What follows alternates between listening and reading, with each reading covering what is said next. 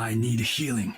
Well, it's the first time the boys with the winged helms have joined us here in the Overwatch League, or been treated to quite a special map on Junkertown, a map that does produce some erroneous results and some very interesting plays. No surprise to see the Bastions used there. We'd be interested now to see what our substitutions look like for our second map. Yeah, I know. You can see if San Fran makes some changes in regards to, whether they bring back in Dante. Oh, there's somebody in for IDDQD. So we'll see IDDQD go out for map number 2. And we'll see if the, LA Valiant make any changes as well. Right, let's have a look at some of the highlights from last map, especially Soon. I wanted to bring this guy to the fore as well, because we've talked up Baby Bay a lot. We saw him in that first match. Soon put a heck of a lot of pressure on Baby Bay and the rest of San Francisco. And this is the player, by the way, who we don't often, in the past, we haven't really got to see him play a lot of this Widowmaker. He was very much a Tracer only, but we didn't actually see a heck of a lot of Tracer in that map at all. So curious to see that Soon's making a switch off the hero we all knew him for, and he was devastating on that Widowmaker. Yeah, and I wonder if we see it coming up in map number 2. I believe map number 2 is going to be Horizon Lunar Colony in this series, where we know Widowmaker can make a big difference on the offensive side. Right, so another map that includes a lot of opportunities to take advantage of verticality. Horizon will be an interesting example of how teams on the defense choose to, hold very close on that first point A and then ultimately spread out to point B to try and hold them off, and how attackers, again, try and decide how to, split their resources between high ground and from low ground. God, it looks beautiful Alex from up does. here. So I know we've been seeing a lot of Widowmaker play. Me and you were talking about it a little bit earlier, but when you have the Tracer and you're going into the back line, right? You're going after the Zens, you're going after the Mercies. If Mercy just heals the Zen, makes it very easy. When a Diva comes back, right? A lot of damage can go down on the Tracer. You're forcing out recalls. What are you really getting done? Now that the Widow comes in, right? You can pick those players off at range. And now, of course, is the other team to dedicate more resources moving towards the Widow. And then that Widow, what? If you take her out, maybe the Widow kills one before that happens. You just res the Widow from safety. You can just get right back in the action. So if you want to simplify it in this way, Widowmaker ignores healing, or she renders it useless. Because a good Widow is going to hit headshots and ultimately is going to, get insta-kills on a lot of these 200 HP or so targets. We noticed actually in that earlier series on Eichenwald there, we had a Widowmaker, which was Baby Bay, getting 2 kills despite there being the presence of a Transcendence. So that's very good. In a meta right now that's dominated by a lot of healing, especially with how strong Mercy is, Widowmaker pretty much doesn't give the opportunity to heal up enough before removing you.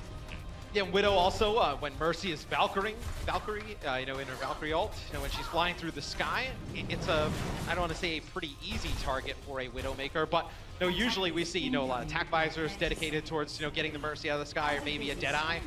It allows you, if you don't have one of those ults, to be able to shoot that Mercy out of the sky, deny maybe the double res or a lot of that healing. Yeah, you just scream, get him, Skeeter, and just nail the Mercy as it flies across the screen. Maybe if she doesn't have Valkyrie, because honestly, that's super hard to hit with any sort of hit-scan hero. But this is interesting. San Fran is setting up, in this little conclave up here, and we actually saw defending teams do this on Temple Maneuvers back in Apex Season 2, I'm going to say. It was a while ago, but this is something we have seen.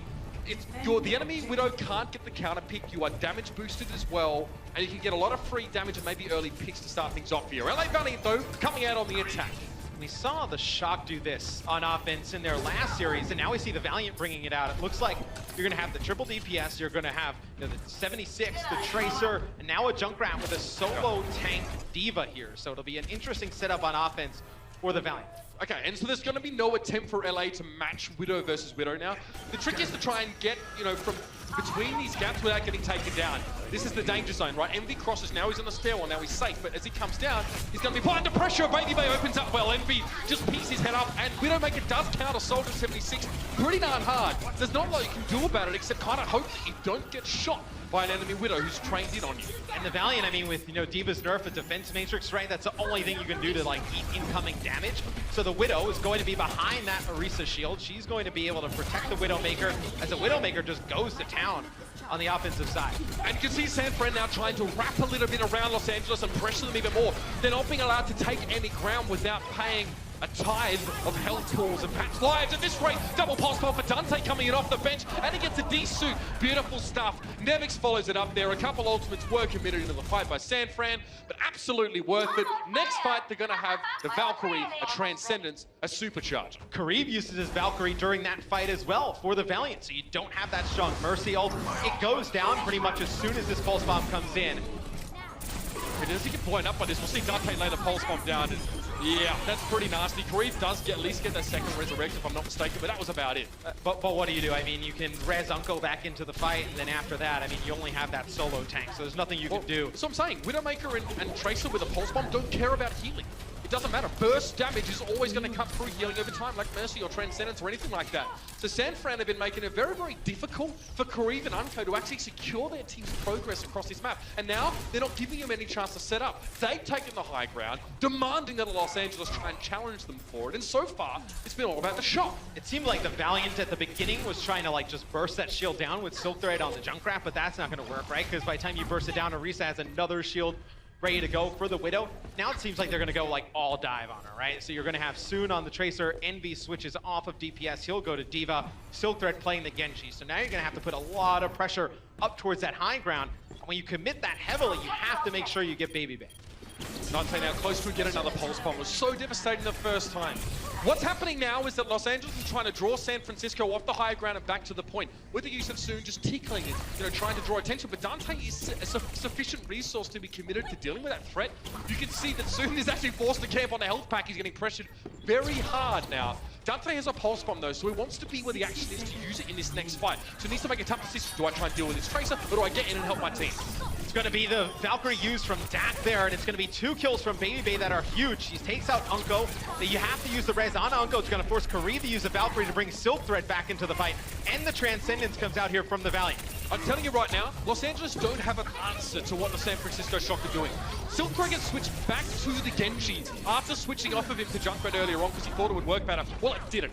Nomi's now been rezzed up. A resurrect on a tank like an Orisa is so much value there as opposed to anyone else on the rest of your team. It's a huge health pool to bring back into the game. And now Silk Thread needs to try and find a target to use his Dragon Blade on, but he might not live long enough to use it. That's the problem. He's being pocketed right now, chasing away. Los Angeles at least in pole position. They're forcing San Francisco back. San Fran are going to group up, but that's huge. How do you get that? Baby Bay picks off Silk Thread from seemingly nowhere, and it might be a chance for the Shock to push back in. 1 tick for the Valiant. We'll see if the Shock can group up and get back to the point. It'll be the Lucio switch that comes in from Dak. Baby Bay on a pick on to Soon. He gets Fate pretty weak. Let's see if San Fran can make it back towards this point. They're getting geared up, and now here comes the push. And they're getting aggressive as well. You can see Nevic's being kind of forced away back into the corner. Silk Thread still has that Dragon Blade to use. He didn't get a chance last time because he got picked off out of the sky. This might be when it needs to be happening. Silk Thread to the back line now. The Dragon Blade being brought in. He's trying to find the Tracer. Oh, that was nasty and very close. Sleepy almost takes him down. But the rest of Los Angeles have done the damage that Silk Thread didn't have to do. And even though San Francisco does not hold on point A there, they force the Valiant to use a lot of their ults towards the end, so nothing to really snowball here into point B. They use their Dragon Blade. There's Dante with a nice pulse bomb on a Kareem, so you lose your Mercy. This fight's pretty much a wash. Yeah, the Valiant still want to go for this though, interestingly enough. They've found Nomi, so one of those main tanks is off the field. They've lost Unko now, so they have no healing, literally none.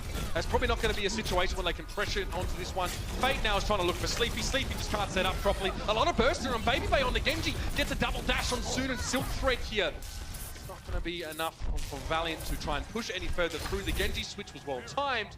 And Baby Bay and Dante combine well. Yeah, the Valiant probably take that fight because they're already pretty committed. When Kareem dies, there's already like 1 or 2 players on the point. So you may as well try to make the fight interesting, see if you can force any ults out from the side of the San Francisco Shock. It'll be Baby Bay moving off of the Genji now to the Widowmaker. And on this second point, this is where you can do some decent damage as Widow as well, because you can sit so far in the back, a lot of good sight lines, so difficult to get all the way into the background, and you cannot get picked off as a Tracer on the high ground like Dante that. had an opportunity that should really never actually happen, but nicely done by Silk Thread to secure. He gets picked off from the distance, though Sleepy might have just reduced a lot of the pressure that was about to be applied to the rest of the Shock. Envy comes forward, trying to get aggressive, has a self-destruct, he's going to leave it back in the corner. This may not yield any results, but at least it gets him a new mech when he needs it. Nevix, however, has gotten a little bit more bang for his buck. He only even found Kareem. The healing for Los Angeles has now been cut in half. That's going to hurt. Unco really needs to get in position to use his trance, but I think it's going to be another back away from LA. You did get Sleepy, though, to use his own Transcendence in that fight, so we'll see if the Valiant can start banking up some of these ults, really start to put together one good push. 2 minutes and 14 seconds here on the clock for them to take point B. And I know you saw it there for a little bit, Mitch, but when Nevix and Nami dove so deep in the back, they were able to just make so much space for the rest of their team. That's exactly what they're looking to try and do with these tanks. These fights. So San Fran setting up. Again, Baby Bay's back to the Widowmaker here. No more Genji shenanigans. sets himself up at a distance where he can put a lot of pressure down. Look, this forces the Transcendence. Beautiful stuff. Nevix gets him in a great position just to get a bit of extra damage down, and you'd hate to see it happen as Los Angeles. You need that trans for the fight on the point, not for just trying to get in the front door. And you see, as soon as they force out that Transcendence, San Francisco, they back all the way up. Nevix comes in, lands a few rockets, forces that trans out. Now you're going to have Kareem pop his Valkyrie, but the Valiant, they need to get onto the point, make good use of this. Silk Thread with a tactical visor here. Normally he'd like to be on the high ground to use this, but still, it has value from being used here. See, we do have Dak with that. We have Dak with a Valkyrie here, so Silk Thread, you know, you think he might opt to try and deal with the Mercy in that way, but he's holding on to the late in the fight. Silk Thread now getting pressured, trying to go for the attack, waiting for Nevix to get B-suited, and now he's down. Now, 3 damage for Silk Thread can be applied. Nomi forced to take cover, tries to put a bubble down, but it is going to be burst very, very quickly. Oh, nice Helix rocket from Silk Thread. Dante walks straight into that one, and still, Los Angeles don't have the gumption to remain on point. Gonna have to go one more time. 50 seconds remain in this round for Los Angeles to pressure, and they're lacking ultimates in a big way. Baby Bay actually getting very close to a Deadeye, and he switches off there. Maybe you could have used that Deadeye as a zoning up top when the players for the Valiant get off on the point, but he goes back to the Widow. I think maybe he can make a little bit more of an impact. He wants the Widow to get early picks and just to pretty much take all the wind out of Los Angeles' sails at the start of a fight, and then he switches to McCree after he gets picked off and the fight begins. And he's been doing a nice job on the Widow. You know, in the previous fight, the Valiant trying to go for that high ground. You know, as soon as their tanks dove in, he was able to land a nice headshot onto Unko in the back. The Valiant cannot lose Unko right now. He's getting very close to that Transcendence. Soon needs to make a play here. He needs to find a crucial target. So far, it's been a bit of damage on the Nomi, who's forced back. Good Discord orb, but you can see it's going to be Mercy to the rescue. Dak keeps his main tank alive, but the Los Angeles Valiant are not going to take no for an answer, continuing to come forward. Soon has himself a pulse bomb, and he's looking for the right target, but Dante has penetrated into his backline. Unko has fallen. There's Zenyatta now no longer a factor, and it's just Korea that needs to do most of the healing, but Valkyrie is doing that. It's 1/3, 1 tick for Los Angeles up on the point here, and a San Francisco shot for all off screen. That's not a good thing at all. 2 ticks done, and now is the last streaks to drip on through, but it may well not be enough. San Francisco sees Dak pushing in, gets a resin towards Dante, and Nevix is back up on his feet. Nomi's also there, a chance to maybe recover here. The bubble dropped down, but his self-destruct is going to clear the point. Heads for the hill, San Francisco. You're done. In the final moments, the Valiant make it happen, so they will take point B as well. With a good push, they went right to the back line. You're wondering how they were going to deal with that. You know, Baby Bay on the Widowmaker, making a big impact. They dove him right away. Soon kind of led the charge, right? He goes in, puts some pressure, then recalls out. Then they use the Transcendence and bring everybody back there, forcing into that back left-hand side of the point. Let's just put this into perspective for maybe people that haven't seen a whole lot of Horizon played, because it is one of the newest additions to the map, along with Junkertown, is that it's generally expected that the attacking team should be able to finish the map on their round. If they start with that full, 4 minutes or 8 minutes in total, however much it is, they're usually expected to get it done. It's a little bit tricky for defenders on this particular map. The attacking team naturally has like vantage and high ground to play off from. So the fact that Los Angeles Valiant finished the map with that no time bank is actually more of a concern for the players in green and gold. We'll see if they can hold on the defensive end. Looks like, I know, the Valiant still making some changes to their comp, but potentially could see soon on the Widowmaker yet again. So I know he has definitely, shown us a little bit more today, right? We were talking about, primarily a Tracer player on his old team, so you've seen, his Widow come to a pretty nice play today. And we talked a little bit about Baby Bay switching between the Widowmaker and the McCree. Both heroes have ultimates that perhaps aren't exactly game-breaking or fight-breaking. A Deadeye often gets shielded off or shut down, and Recon Visor is no good when the enemy team's already on your front door. So they don't need that. So Baby Bay's more interested in being able to use Widow to, get those picks early, and then switch to McCree and use a flashbang and get up close and personal, and just get a quick assassination if he gets picked off as this fight was starting for Los Angeles. Would you have liked that Deadeye there towards the end of that game, though? I mean, you could have used honestly, it potentially. No, as a defender, though, getting that high ground is really hard to do. It's awkward. You're going to walk around and back and up the stairs. Like, you need to be on the point. That's true. You need to be in the fight. And the flashbang close range, for me, is more important than a Deadeye from up on the balcony somewhere in Whoop Whoop land. What land? Whoop Whoop land. Whoop Whoop land. Okay, it's interesting. Baby Bay taken out soon at the beginning of the game. Right back up by Kareem. So you can see the battle of the Widowmakers here is soon will fall again. So not going to be able to raise him right back up. We'll see if San Fran can take advantage of it. Yeah, so not great sightlines for Widowmaker on this part of the map for the attackers. Babybay kind of has to play from the low ground. He can't use the ledge because the ledge doesn't extend around the corner up on the top left. But this is fine. The rest of his team is creating space for him. He has a lot of room to breathe. Envy gets picked off now as well, so that's a huge start. San Francisco, despite the fact that Babybay's sitting well back, 5 players have managed to make a big dent in the defense. This is exactly what San Fran wants. They want to force the fight on the point because, as Fate comes in with the Orisa shield, it's going to be very easy, for Babybay to get a line of sight, being able to shoot some players on the point as he lands 2 headshots. Envy finally deals with them though. The timing of those headshots wasn't great. The fact that he got them was incredible. 2 big picks like that, getting rid of a Widow and Zen, but the rest of his team wasn't there to capitalize. Now they've arrived, albeit a little bit late, but it seems to be enough. 6 players up on the point. Yanomi deals with Silk Thread, and Dante's just here to clean on up.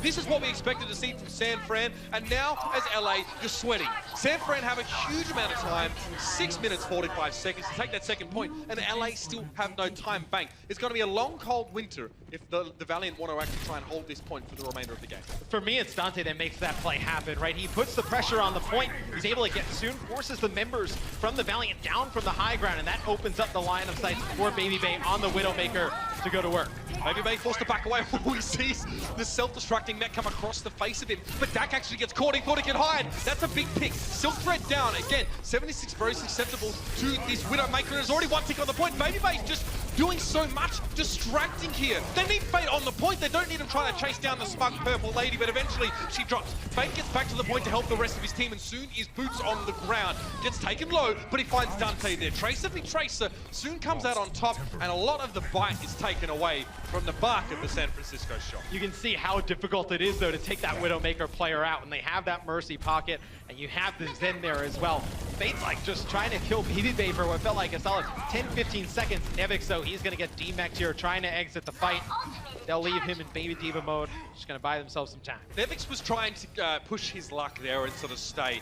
He knew that he had to back away the rest of his team, but he knew in doing so he'd reveal the fact that he was overextended to his enemies. I think he tried to get away, he got caught out there. That's going to slow things down for the shot because, crucially enough, they sort of leave Nevix alive and just have him in mini D before, which is even worse than if he had just died and come back with his mech. Now they're going to kill him here towards the end before he can even get the mech back. It's very difficult. See the McCree coming out here from Babybay, going to use the flashbang, putting some damage onto Fate as he goes into Primal Rage. And the Valiant, they did use that pulse bomb there from Soon. Didn't see it catch anybody. Silk Thread with attack visor. We'll see what kind of position he gets. You can see via the X-ray here, he's all the way in that back left corner.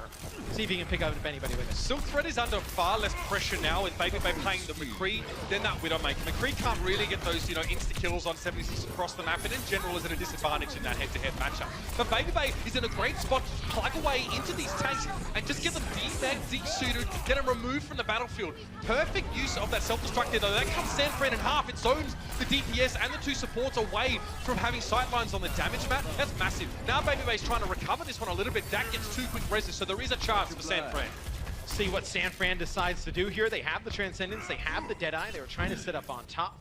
They did use their Valkyrie during that fight. Didn't really make any progress on the point. They did force the attack visor out from the side of the Valiant. The bad side is now Soon has worked his way up towards the pulse bomb, and they have both support ults. So you may see another fight where the shock try and go in, force some ults out from the Valiant, then really try to make a great push towards completing the map. Something to watch here is that Babybay by default is going to probably be shooting at Envy whenever he sees the Diva on the screen.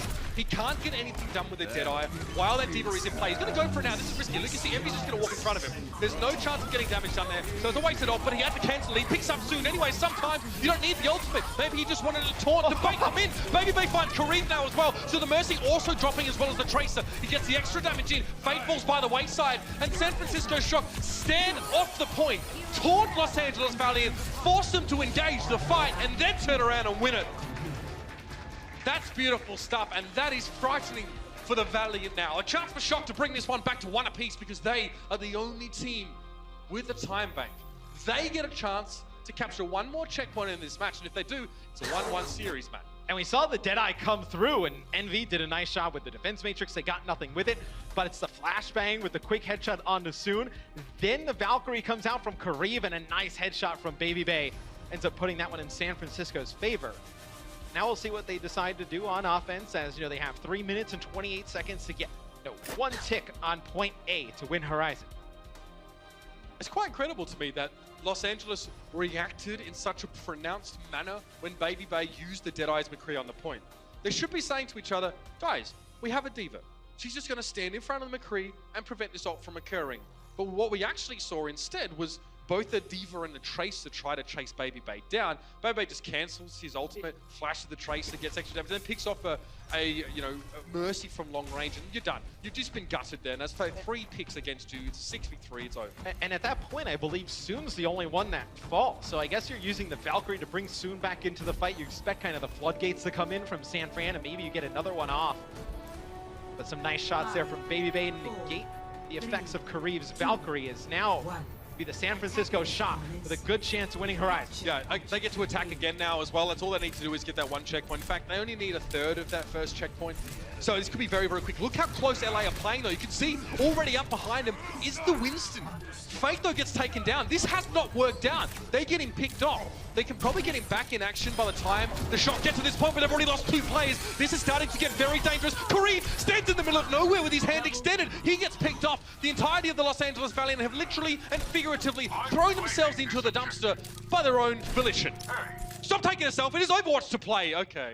Okay. Just an emo party here in the back as looks like Soon trying to keep this one going. Baby Bay kills Envy before things get a little bit too dangerous, but Fate was playing up in the high ground. Sleepy stays alive, gets the heals from his Mercy. A few orbs into Fate, then everything falls apart for the Valiant. It'll be the San Francisco Shock taking this map. All right, so yeah, some orders being delivered down the line there by Daddy Dak. I'm not exactly sure what was being discussed. For the Shock, that was a pretty comfortable affair. And this is why I said to everyone earlier is that, yeah, Valiant finished the map, but not having a time bank there is frankly quite deplorable in terms of time. And then San Fran push in.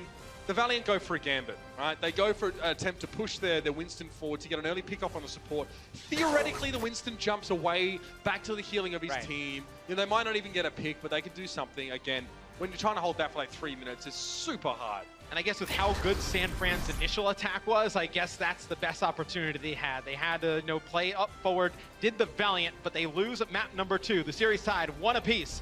See you guys on the other side of this break.